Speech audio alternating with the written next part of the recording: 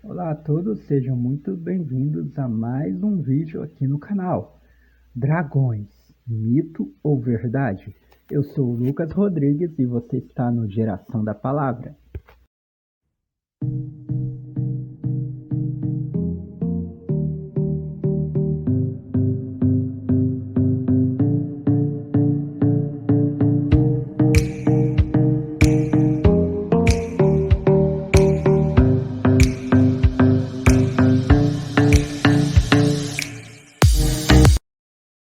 Hoje, neste Mitologia Comparada, vamos falar sobre dragões. Essa figura que é apresentada a nós como um ser mitológico, poderia de fato ter existido? Será que é verdade? Fique até o final, mas não se esqueça antes de inscrever-se neste canal. Se você ainda não se inscreveu, inscreva-se. Deixe também um comentário, compartilhe o vídeo, curta este vídeo e ative o sininho para ter a notificação de que estamos produzindo vídeos novos. Lembrando que sempre aos sábados temos vídeos novos. Bom, você já deve ter ouvido falar de dragões em desenhos animados, em filmes, mas você já parou para pensar se esses bichos, se esses seres de fato existiram? Ou seria apenas história contada ao redor do mundo, com as mesmas características, uns um tanto mais arrojados do que os outros, mas sempre com a característica de um ser reptiliano que cospe fogo? Não é à toa que na Bíblia também relata sobre dragão. E aqui ele aparece num texto de Apocalipse, capítulo 12, com uma característica um tanto peculiar, um ser de 7 cabeças e 10 chifres. Apesar de ser um texto figurativo, está apenas demonstrando de forma simbólica essas cabeças. Mas o fato é que a palavra Drakon no idioma grego aparece aqui e é um dragão vermelho, assim como os celtas conheciam. A figura apocalíptica parece ser um dragão de 7 cabeças, mas isso não é tão distante da realidade se comparado com outras mitologias. Na mitologia japonesa, a figura de um demônio dragão chamado Orochi possuía 8 cabeças. Isso mesmo, 8 cabeças. Não muito diferente do dragão apresentado no texto de Apocalipse. Ainda em Apocalipse, no capítulo 20, o verso 2 apresenta o diabo, Satanás, como a antiga serpente, e também chamado de dragão. Parece que aqui a linguagem bíblica está usando uma figura, digamos assim, mitológica. Mas você já parou para pensar?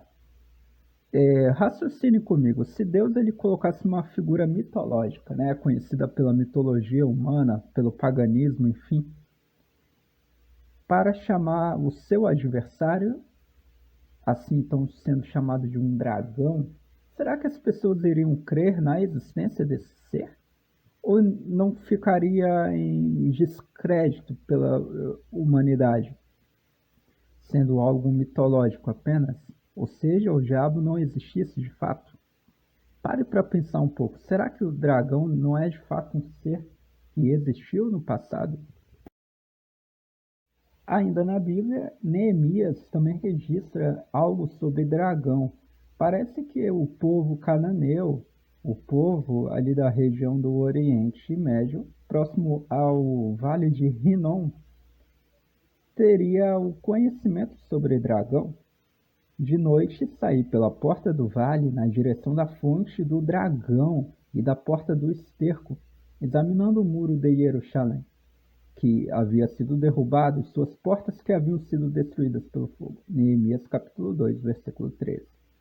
Parece que ali em Jerusalém havia a prática de um culto pagão a um dragão, e era uma fonte chamada de fonte do dragão. Acredita-se que o formato daquela fonte era de dragão. Mas como que eles conheceriam esse ser mitológico que era conhecido ao redor do mundo por meio de todas as culturas praticamente? Algo muito estranho, não acha?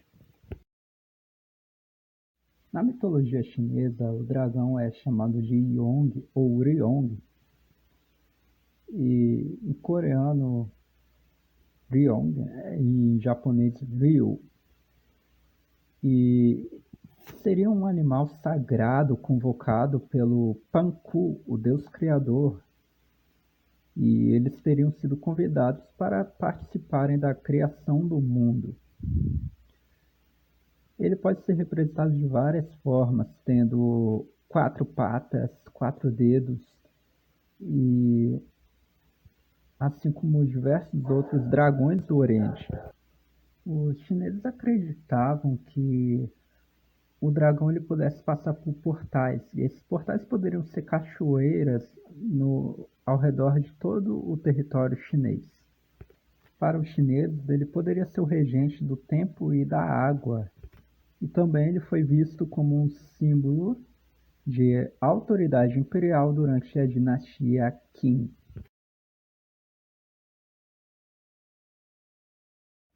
Já na mitologia grega, a palavra Drácon, igual àquela que aparece na Bíblia, definia uma grande serpente. O dragão era uma serpente gigante, assim como aparece no texto de Apocalipse, capítulo 12, o dragão, a antiga serpente. Para os gregos, existiam 3 classes de dragões. As categorias eram dracônios, que tinham forma de serpente, os cetea, que eram criaturas marinhas, e os dracenas, que possuíam características tanto de mulher quanto de serpente.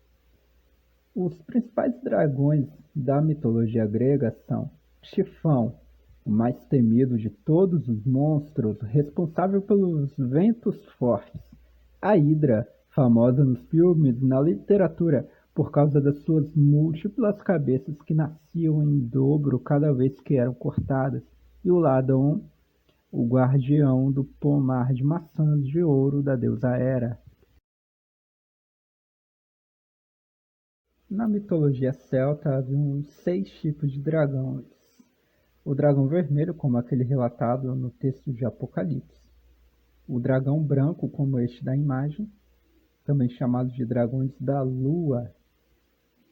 E o dragão negro, o dragão azul, o dragão dourado, dragão verde e dragão terra. Todos esses dragões estavam relacionados a algumas coisas específicas no mundo, tanto material quanto no espiritual. E eles buscavam a harmonia entre os dois mundos. Na mitologia nórdica, a figura de Nidhogg, ele teria sido o precursor da malícia, e é assim que se traduz o seu nome, Nidhogg, ou Nidhogg, que era um dragão serpente gigante e vivia em Niflheim, o mundo inferior nórdico. Ele rói as raízes mais fundas da árvore do mundo. Ele se alimenta da matéria morta de corpos. Após o fim do mundo e o renascimento do novo mundo, ele continuará a viver para balancear o bem e o mal. A Bíblia relata sobre uma criatura totalmente distinta das demais, chamada de Leviatã. E essa criatura viveria debaixo das águas, num abismo. Aparece no capítulo 41 do livro de Jó. Você consegue pescar com um anzol o Leviatã ou prender sua língua com uma corda? Jó capítulo 41, verso 1. A narrativa sugere que o Leviatã é um animal bastante forte e temível, mas o capítulo 41 de Jó não mostra a criação do Leviatã, e isso ali abriria margem para o pensamento de um ser mitológico, algo que era da literatura local, conhecida por Jó, porém não um ser real, não foi um ser criado por Deus. A descrição ao decorrer deste capítulo 41 é a descrição de um grande réptil, porém ele tem uma característica peculiar. Seu forte sopro atira lampejos de luz, seus olhos são como os raios da alvorada, tições saem da sua boca, fagulhas de fogo estalam. Das suas narinas sai fumaça como de panela fervente, sobre fogueiras de juncos. Seu sopro faz o carvão pegar fogo, e da sua boca saltam chamas. A descrição desse ser é como de um dragão daqueles que vemos em filmes, cuspindo fogo. Mas não é somente no livro de Jó que aparece a expressão Leviatã. Embora a expressão Leviatã no idioma hebraico moderno seja a mesma usada para baleias, parece que o propósito aqui não foi falar de baleias, até porque baleias não são répteis, não possuem escamas e também não cospem fogo. Aqui a descrição de um animal reptiliano totalmente distinto daqueles demais répteis. E o que leva a entender que poderia ser um animal mitológico, a não ser se fosse pelo livro de Salmos, uma descrição muito detalhada acerca da criação do Leviatã. Nele passam os navios e também o Leviatã que formastes para com ele brincar. Salmos 104, 26. Esmagaste as cabeças do Leviatã e o deste por comida às criaturas do deserto. Salmos 74, 14. Aqui está uma descrição que desvenda todo o mistério do Leviatã apresentado no capítulo 41 do livro de Jó. Enquanto naquele livro o animal ele não apresenta nenhum momento no texto do capítulo 41 a sua criação, apenas as suas características. Aqui no livro de Salmos deixa claro que Deus criou, Deus formou o Leviatã. Então não podemos chamá-lo de um animal mitológico, mas de fato um animal real criado por Deus. A despeito disso, ainda podemos ver que aqui o propósito não foi falar de um outro ser de grande porte que habita o ecossistema marinho. Aqui a expressão Leviatã, embora no hebraico moderno exista o seu uso para baleias, não teve nenhuma tradução na língua portuguesa ou qualquer outro idioma para baleia, mas o nome Leviatã foi preservado. Isso é um indicativo forte de que o animal tratado aqui no Salmo de Asaf, que é o Salmo 74, e nesse Salmo de autoria desconhecida, que é o Salmo 104, sugere que é um animal com a mesma característica daquele apresentado no livro de Jó. Isso seria provar que Deus de fato criou os dragões, porque a figura que aparece no capítulo 41 de Jó é de um dragão que cospe fogo. A Bíblia sugere no livro de Gênesis que Deus criou os dragões no quinto dia, juntamente com os outros répteis e seres que povoam as águas, assim também como as aves. Assim Deus criou os grandes animais aquáticos, dragões e os demais seres vivos que povoam as águas de acordo com as suas espécies e todas as aves de acordo com as suas espécies. E Deus viu que ficou bom. Gênesis capítulo 1, versículo 21. A expressão hebraica usada aqui para grandes animais aquáticos, que eu deixei o grifo entre parênteses dragões, é tanim, que pode ser traduzido como grandes animais, monstros marinhos e até mesmo crocodilos. É comum em versões como, por exemplo, a Peshitta, trazer a expressão dragões no lugar de grandes animais aquáticos. O texto de Apocalipse, capítulo 12, sugere uma batalha no céu entre os draconianos e os anjos de Deus. Houve então uma guerra no céu. Miguel e seus anjos lutaram contra o dragão, e o dragão e seus anjos, aqui podemos chamá-los de serpentes, revidaram. Mas estes não foram suficientemente fortes e assim perderam o seu lugar no céu. O grande dragão foi lançado fora. Ele é a antiga serpente chamada Diabo ou Satanás, que engana o mundo todo. Ele e os seus anjos serpentes foram lançados à terra. Em Números capítulo 21, versículo 8, nós vemos serpente recebeu o nome de Saraf, o mesmo usado para anjos serafins. O Senhor disse a Moisés: faça uma saraf, uma serpente, e coloque-a no alto de um poste. Quem for mordido e olhar para ela viverá.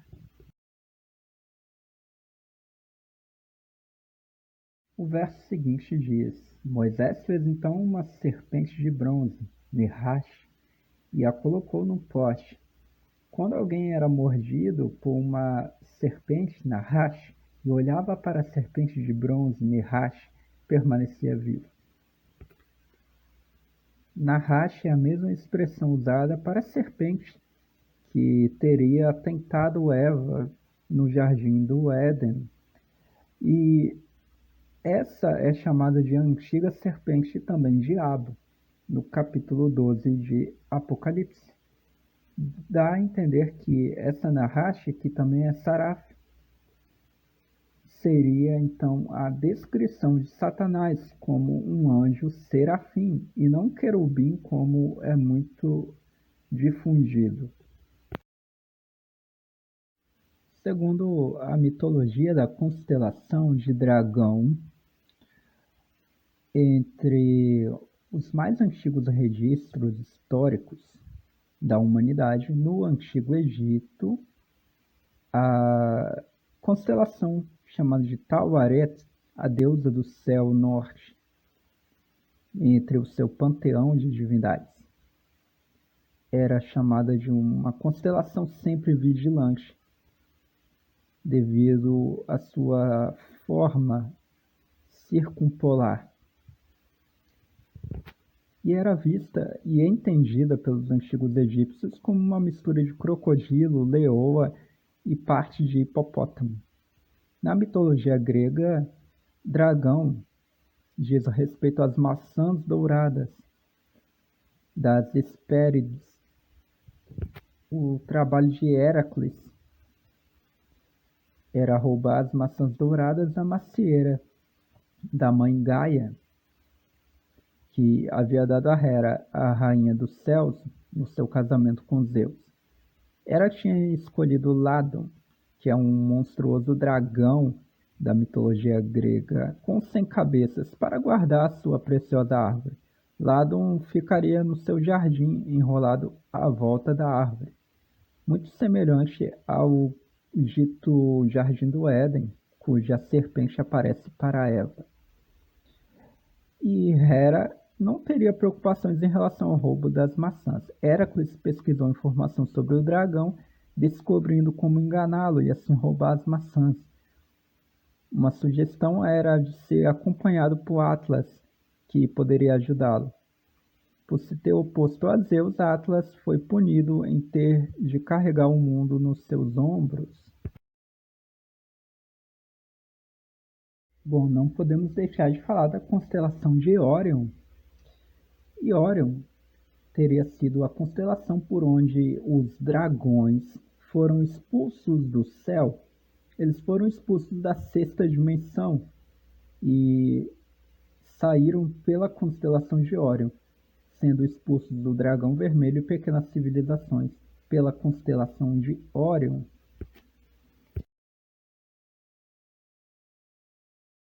Segundo o que nós já lemos a respeito de anjos e serafins, parece que o grande dragão ele era um serafim, estaria habitando a mais alta dimensão, próximo do trono de Deus.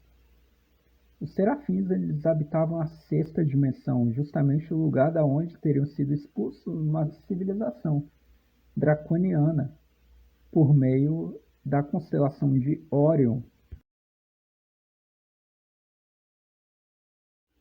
A constelação de Órion era muito conhecida desde o passado, inclusive pelo patriarca Yaakov. Ele estava numa cidade chamada Luz, e lá ele colocou um novo nome à cidade de Luz, por ter visto a casa de Deus, daí o nome Betel.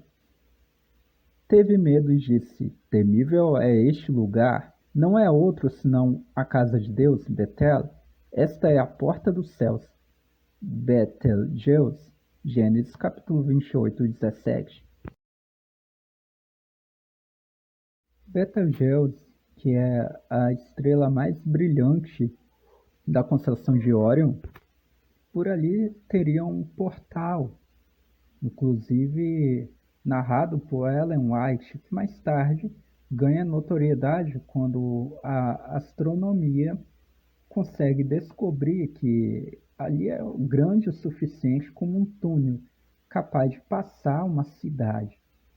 E justamente na declaração de Ellen White, a cidade, a Nova Jerusalém que desce dos céus, estaria descendo justamente do portal de Betelgeuse, dentro da constelação de Órion.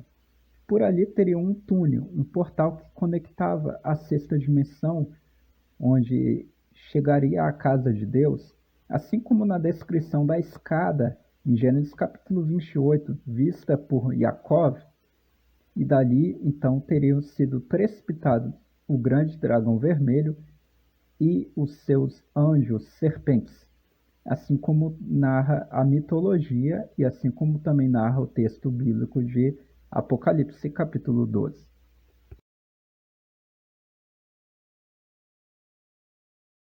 Bom, diante de tudo isso apresentado aqui neste vídeo, o que você acha? Dragões de fato existiram? Foi apenas uma criatura mitológica ou Deus os criou? Então, deixa aí nos comentários, não esqueça de curtir e inscrever-se no canal. Até a próxima!